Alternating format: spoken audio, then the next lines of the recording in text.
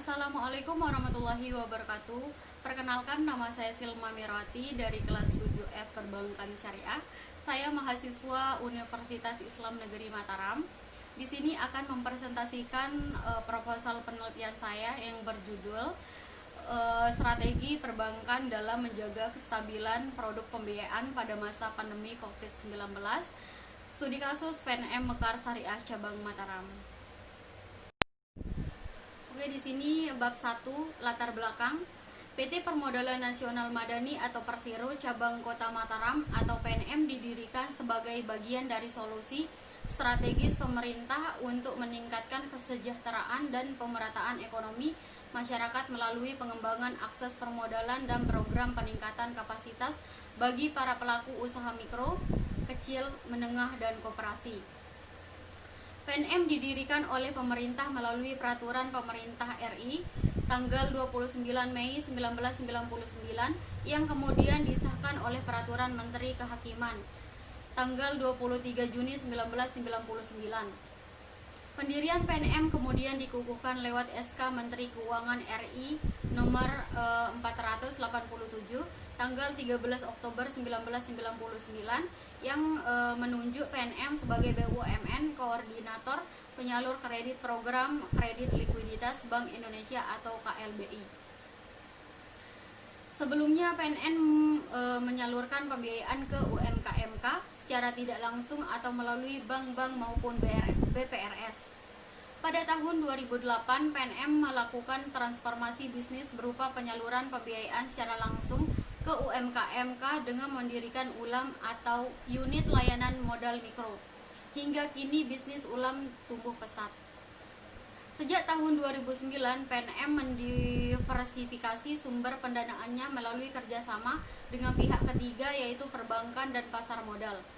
Hal ini sekaligus juga membuktikan bahwa dalam menjalankan fungsi utamanya sebagai penggerak sektor UMKM, PNM menerapkan prinsip-prinsip akuntabilitas dan best practices dari sebuah perseroan terbatas yang memiliki komitmen nyata untuk mencapai kemandirian dan martabat yang lebih baik bagi bangsa.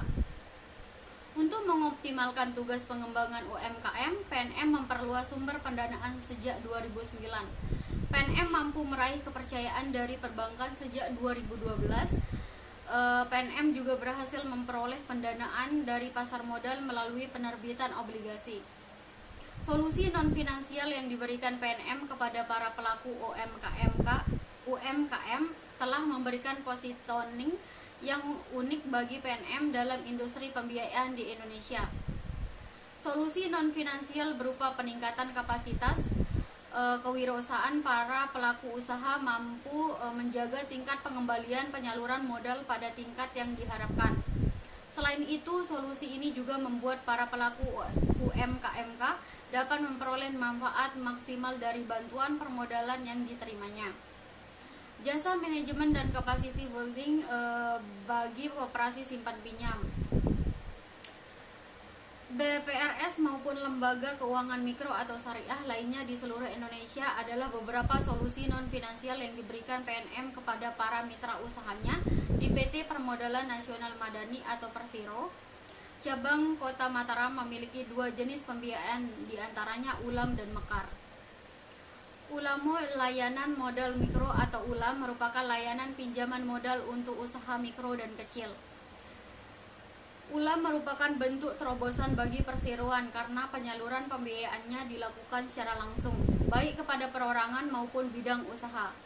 ULAM diluncurkan pada Agustus 2008 dan telah dilengkapi dengan penyertaan pelatihan, jasa konsultasi, pendampingan, serta dukungan pengelolaan keuangan dan akses pasar bagi nasabah. Kini ULAM terbesar dalam 631 unit pembiayaan dengan cukupan wilayah lebih dari 2.358 kecamatan di Indonesia.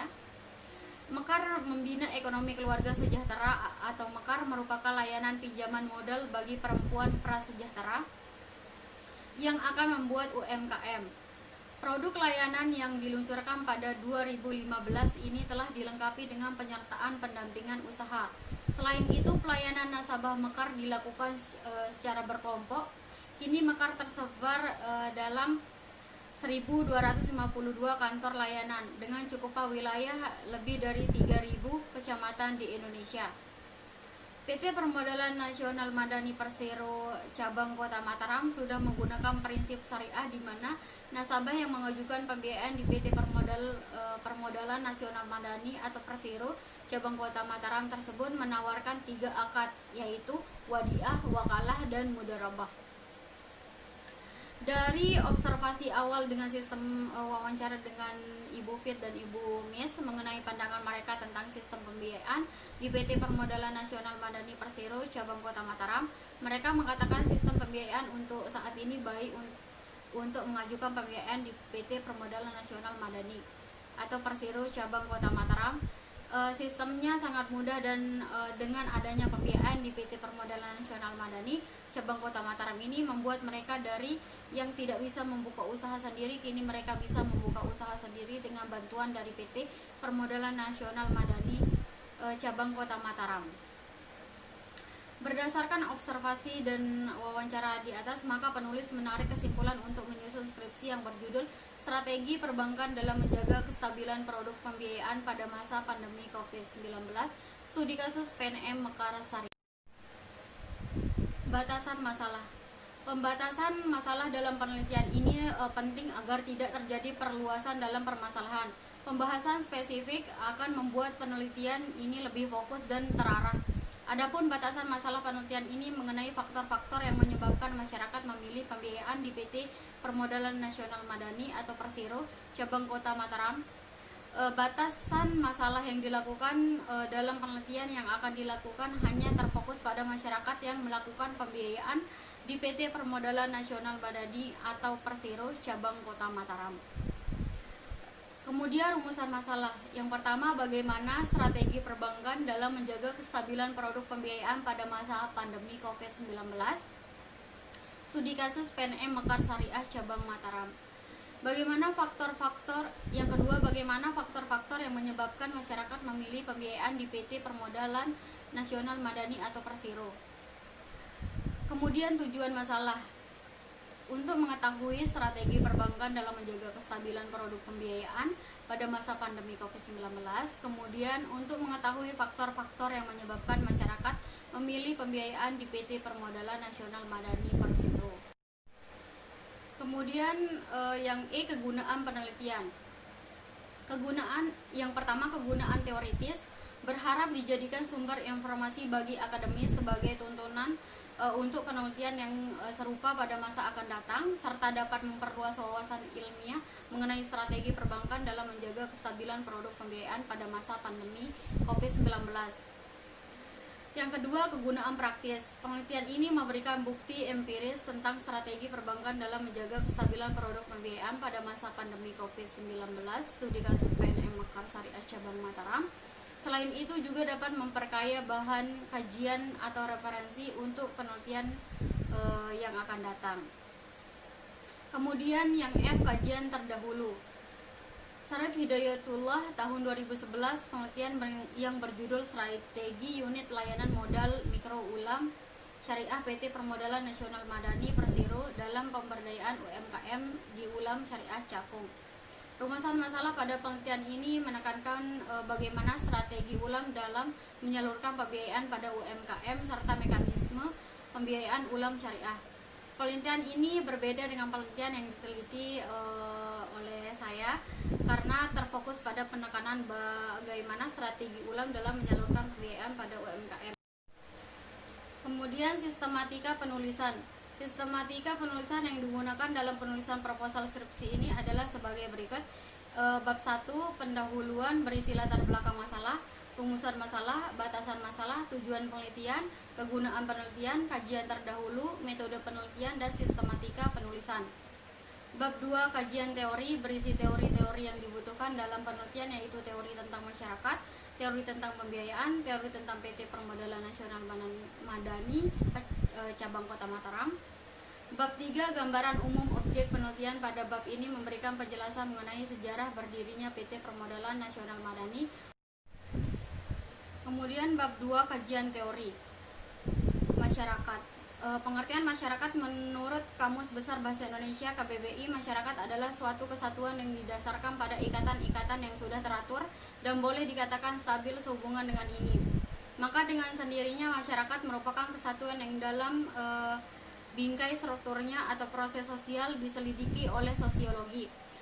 Di dalam masyarakat terdapat kumpulan individu yang terdiri dari latar belakang, jenis kelamin, agama, suku, bahasa, budaya, tradisi, status sosial, kemampuan ekonomi, pendidikan, keadilan pekerjaan, minat, hobi, dan sebagainya yang berbeda-beda. Kemudian ciri-ciri masyarakat. Ciri-ciri masyarakat yang pertama, kelompok manusia yang disebut masyarakat memiliki suatu perasaan bersatu, bahkan yang relatif sama sampai tingkat kepentingan tertentu. Yang kedua, kelompok manusia tersebut hidup dan bekerja dalam suatu kerangka yang sama untuk waktu yang lama. Kemudian kelompok manusia tersebut menyelenggarakan hidupnya dalam suatu kerangka organisatoris yang tumbuh dari kebiasaan atau kesepakatan diam-diam. Kelompok manusia tersebut terdiri dari kelompok-kelompok yang lebih kecil, baik kelompok dalam alur genealogis maupun dalam alur organisatoris. Yang ketiga, tipe-tipe masyarakat. Yang pertama, berdasarkan perkembangan. Yang kedua, berdasarkan fungsinya.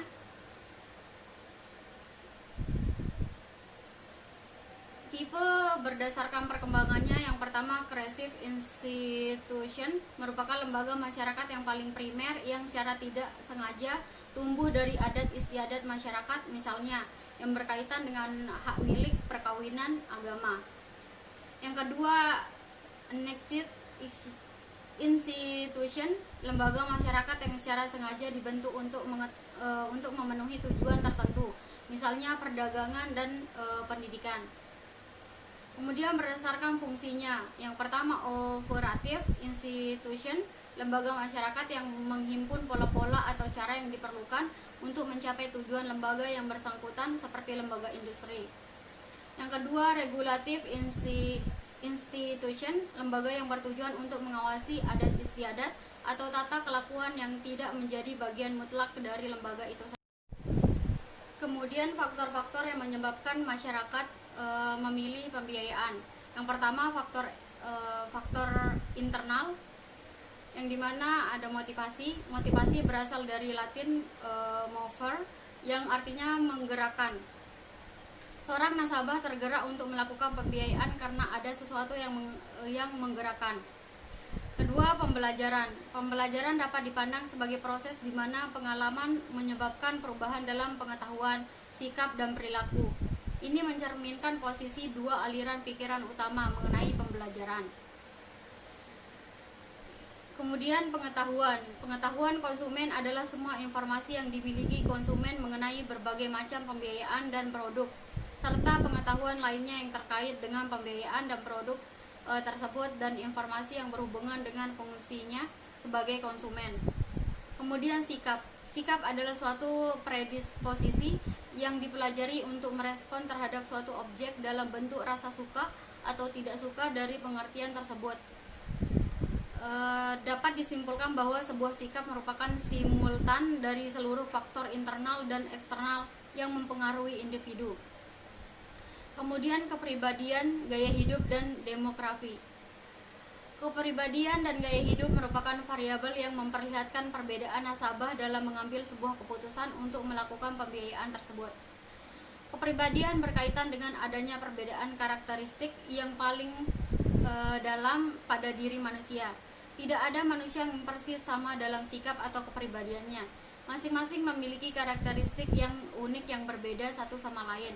Ia menggambarkan ciri unik dari masing-masing individu, dan inilah yang disebut sebagai kepribadian manusia. Kemudian, perbedaan karakteristik akan mempengaruhi respon individu terhadap lingkungan atau stimulus secara konsisten dan juga mempengaruhi perilaku individu. Gaya hidup seseorang adalah pola hidup di dunia yang diekspresikan oleh kegiatan, minat, dan pendapat seseorang. Gaya hidup menggambarkan seseorang secara keseluruhan yang berinteraksi dengan lingkungan. Gaya hidup juga didefinisikan sebagai bagian individu hidup, menghabiskan uangnya dan memanfaatkan waktu yang dimilikinya. Demografi menggambarkan karakteristik suatu penduduk seperti usia. Memahami usia nasabah adalah penting karena nasabah yang berbeda usia akan melakukan pembiayaan yang berbeda. Pendidikan dan pekerjaan.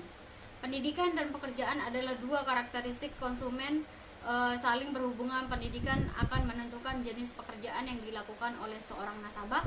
Keadaan ekonomi seseorang adalah terdiri dari pendapat yang dapat dibelanjakan atau tingkatnya, stabilitasnya, dan polanya, tabungan dan hartanya, termasuk persentase yang mudah dijadikan uang. Kemampuan untuk meminjam dan sikap terhadap nasabah dan lokasi geografik. Kemudian agama. Agama yaitu sistem kepercayaan dan keyakinan tentang hakikat adanya Maha Pencipta alam semesta dan segala isinya, yaitu kepercayaan tentang Yang Maha Esa serta kepercayaan tentang kehidupan setelah kematian. Agama tersebut memberikan pedoman ajaran mengenai apa uang harus dilakukan dan apa yang tidak boleh dilakukan para pemeluknya. Ajaran-ajaran agama tersebut akan mempengaruhi sikap, motivasi, persepsi, dan perilaku nasabah dalam melakukan pembiayaan tersebut. Kemudian yang kedua, faktor eksternal. Ada kebudayaan. Kebudayaan merupakan faktor penentu yang paling dasar dari keinginan dan perilaku seseorang dan makhluk-makhluk lainnya bertindak berdasarkan naluri. Maka perilaku manusia umumnya dipelajari seorang anak yang sedang tumbuh, mendapatkan seperangkat nilai, persepsi, preferensi, dan perilaku melalui suatu proses sosialisasi yang melibatkan keluarga dan lembaga-lembaga sosial penting lainnya. Yang kedua, subbudaya. Setiap kebudayaan terdiri dari subbudaya yang lebih kecil, memberikan identifikasi dan sosialisasi yang lebih spesifik untuk para anggotanya. Subbudaya dapat dibedakan dari 4 jenis kelompok: nasionalisme, kelompok keagamaan, kelompok ras, dan area geografis yang dapat mempengaruhi minat seorang terhadap pembiayaan.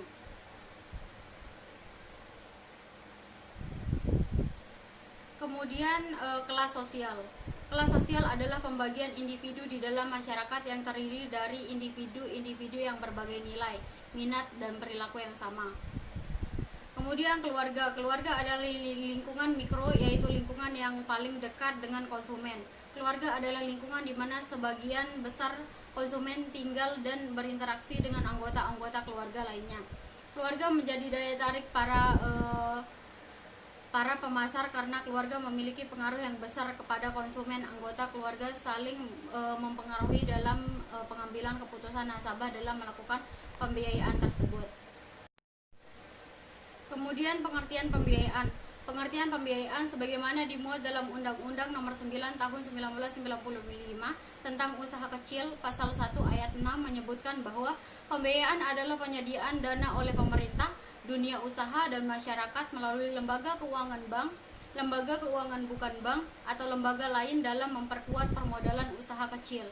Berbeda dengan bank maupun lembaga keuangan bukan bank, lembaga pembiayaan tidak diperbolehkan untuk menghimpun dana secara langsung dari masyarakat.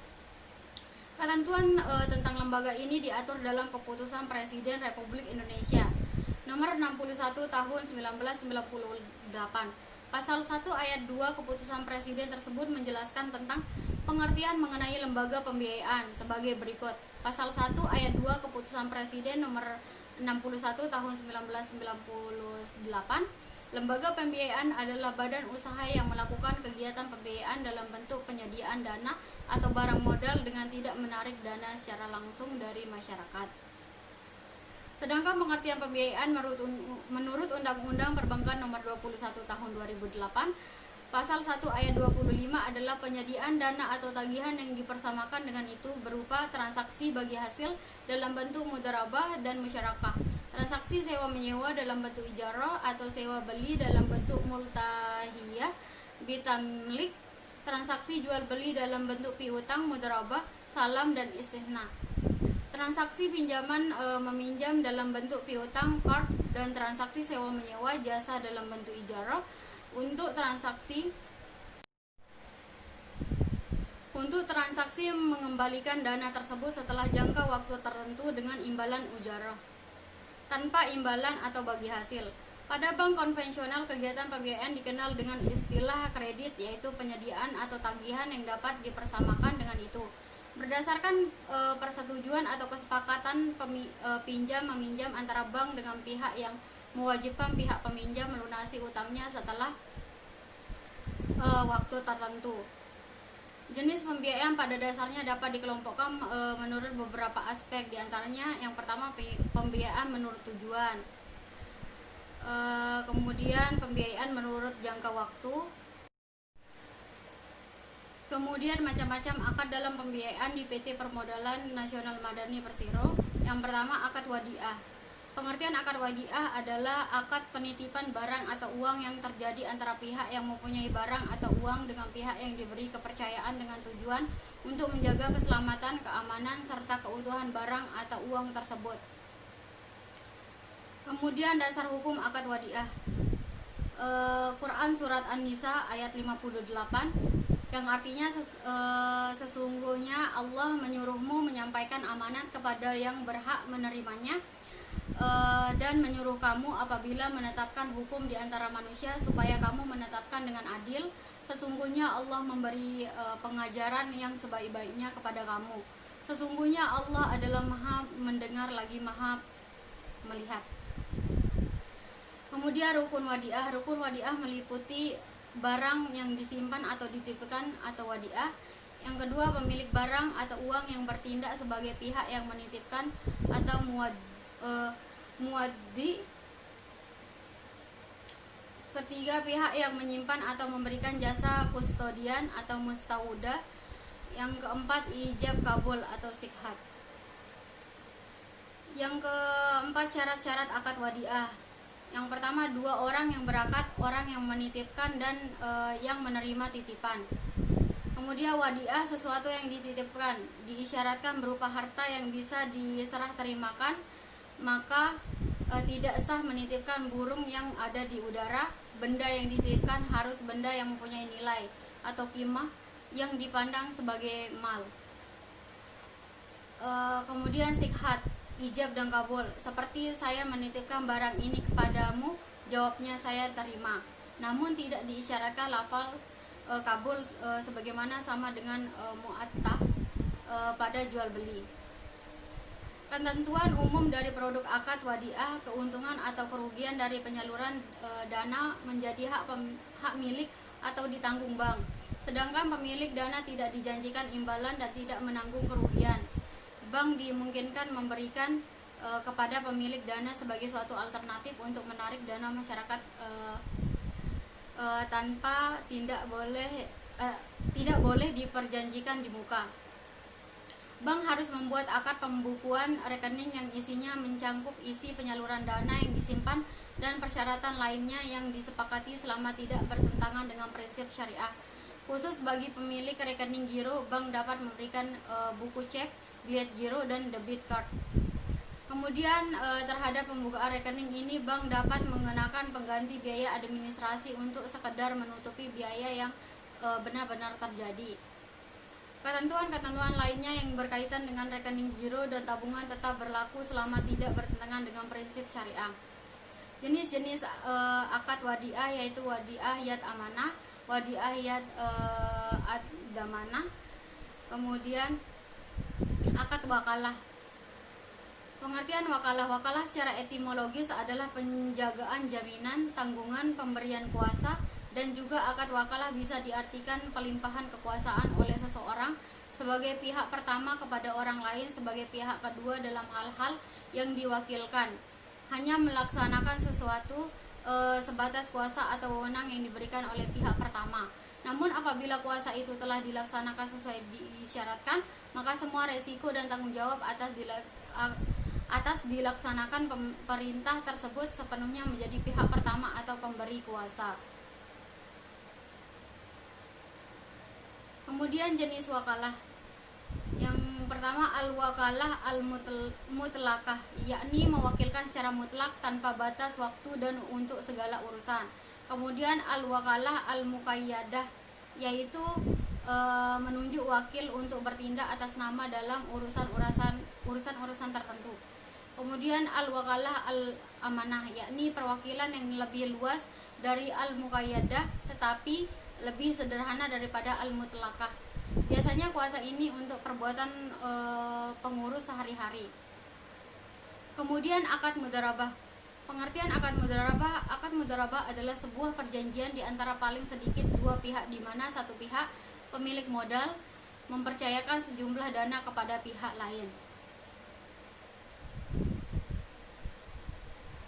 Kemudian rukun mudharabah. Menurut ulama Safiyah, rukun mudharabah ada 6, yaitu pemilik barang yang menyerahkan barang-barangnya, orang yang bekerja yaitu mengelola barang yang diterima dari pemilik barang. Akad mudharabah dilakukan oleh pemilik dengan mengelola barang. Kemudian mal, yaitu harta pokok atau modal. Amal, yaitu pekerjaan pengelolaan harta sehingga menghasilkan laba keuntungan. Syarat-syarat mudharabah. Syarat-syarat sah mudharabah adalah sebagai berikut. Yang pertama, modal atau barang yang diserahkan terbentuk uang, yang diserahkan itu berbentuk uang tunai.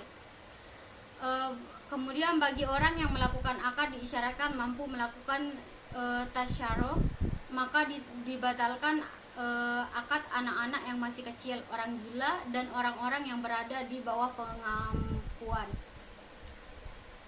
Kemudian modal harus diketahui dengan jelas agar dapat dibedakan antara modal yang diperdagangkan dengan laba atau keuntungan dari perdagangan tersebut yang akan dibagikan kepada dua belah pihak sesuai dengan perjanjian yang telah disepakati. Kemudian keuntungan yang akan menjadi milik pengelola dan pemilik modal harus jelas persentasenya, umpamanya setengah, sepertiga, atau seperempat. Kemudian melepaskan ijab dari pemilik modal, misalnya aku serahkan uang ini kepadamu untuk dagang, jika ada keuntungan akan dibagi dua dan kabul dari pengelola. Kemudian mudharabah bersifat mutlak, pemilik modal tidak mengikat pengelola harta untuk berdagang di negara tertentu, memperdagangkan barang-barang pada waktu-waktu tertentu, sementara di waktu lain tidak, karena persyaratan yang mengikat serta menyimpang dari tujuan akad mudharabah. Kemudian mudharabah dalam aplikasi simpanan. Aplikasi prinsip ini adalah bahwa deposan atau menyimpan bertindak sebagai sahibul mal dan bank sebagai mudharib. Kemudian syarat keuntungan mudharabah harus diperuntukkan bagi kedua pihak dan tidak boleh diisyaratkan hanya untuk satu pihak. Kemudian bagi keuntungan proporsional bagi setiap pihak harus diketahui dan dinyatakan pada waktu kontrak disepakati, dan harus dalam bentuk presentasi atau nisbah dari keuntungan sesuai kesepakatan. Kemudian penyedia dana penanggung semua kerugian akibat dari mudharabah, dan pengelola tidak boleh menanggung kerugian apapun kecuali diakibatkan dari kesalahan yang disengaja, kelalaian, atau pelanggaran kesepakatan. Kemudian jenis-jenis akad mudharabah. Yang pertama, mudharabah mutlaqah. Dalam mudharabah mutlaqah tidak ada pembatasan bagi bank dalam menggunakan dana yang dihimpun. Nasabah tidak memberikan persyaratan apapun kepada bank. Kemudian mudharabah muqayyadah. Mudharabah ini ada dua jenis, yaitu mudharabah muqayyadah on balance sheet, kemudian mudharabah off balance sheet, ria off balance sheet. Yang ke-13, berakhirnya akad mudharabah. Akad mudharabah merupakan suatu perjanjian yang tidak berlaku terus-menerus dan dapat berakhir ketika tujuan akad sudah terpenuhi. Sebab berakhirnya akad yaitu tidak terpenuhinya salah satu atau beberapa syarat mudharabah. Yang kedua, pengelola dengan sengaja meninggalkan tugasnya sebagai pengelola modal atau pengelola modal tersebut sesuai yang bertentangan dengan tujuan akad. Kemudian apabila pelaksana atau pemilik modal meninggal dunia, mudharabah menjadi batal. Bab 3. Gambaran umum objek penelitian. Sejarah singkat berdirinya perusahaan. PT Permodalan Nasional Madani atau Persero, sebuah lembaga keuangan khususnya yang sahamnya 100% milik pemerintah, didirikan di Jakarta berdasarkan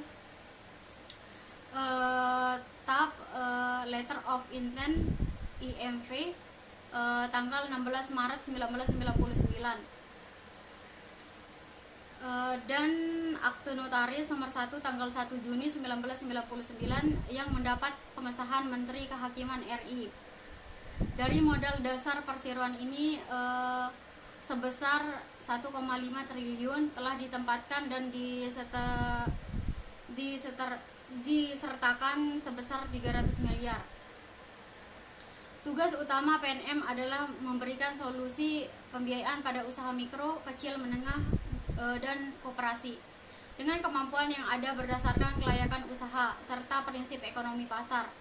Dengan pengembangan modal lembaga keuangan alternatif, maka pendekatan pembiayaan yang dilakukan PNM tidak seperti pendekatan perbankan pemungut. Manajemen juga diberikan oleh PNM sebagai satu kesatuan yang tidak terpisahkan dengan pungutan permodalan dalam operasinya. Kebijakan PNM ini bekerja sama dengan penguatan permodalan dalam operasinya. Kebijakan PNM ini bekerja sama dengan lembaga-lembaga keuangan seperti modal, lembaga venture, bank umum atau syariah, koperasi simpan pinjam atau BPRS, maupun lembaga keuangan mikro atau syariah lainnya di seluruh provinsi Indonesia.